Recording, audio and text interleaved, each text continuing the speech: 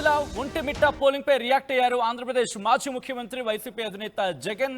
చిన్న జడ్పీటీసీ సీటును అంటూ కూడా ఆయన ప్రస్తావించారు. దానికి సంబంధించిన బ్రేకింగ్ న్యూస్ చూస్తున్నారు.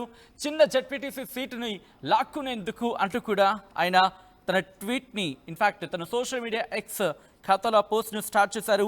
పులివెందుల నియోజకవర్గంలోని ఒక చిన్న జడ్పీటీసీ సీటును లాక్కునేందుకు రాజంపేటలో మరో చిన్న ఒంటిమిట్ట జడ్పీటీసీ సీట్ని బలవంతంగా చెరబెట్టేందుకు ఒక గుండా మాదిరిగా అంటూ కూడా ఆయన ప్రారంభించి కొన్ని కీలకమైన అంశాలని ఆయన ప్రస్తావించడం జరిగింది. కొన్ని అంశాలని ఆయన అక్కడ చెప్పుకొచ్చారు. పులివెందుల ఒంటిమిట్ట పోలింగ్పై రియాక్ట్ అయ్యారు ఆంధ్రప్రదేశ్ మాజీ ముఖ్యమంత్రి వైఎస్ జగన్.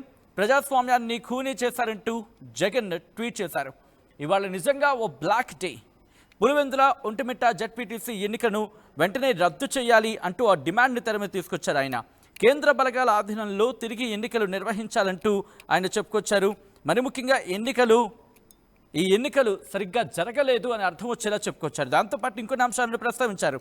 పులివెందుల ఒంటిమిట్ట జెడ్పీటీసీ ఉప ఎన్నికలను రద్దు చేయాలని, కేంద్ర బలగాల ఆధీనంలో తిరిగి ఎన్నిక నిర్వహించాలని ఆయన రాష్ట్ర ఎన్నికల సంఘాన్ని డిమాండ్ చేస్తున్నాం అంటూ కూడా చెప్పుకొచ్చిన సందర్భం. పులివెందుల అలాగే ఒంటిమిట్టకు సంబంధించి అక్కడ ఎటువంటి పరిస్థితులు ఉన్నాయి అనే అంశానికి సంబంధించి ఆయన చెప్పుకొచ్చిన పరిస్థితి అనే చెప్పుకోవచ్చు.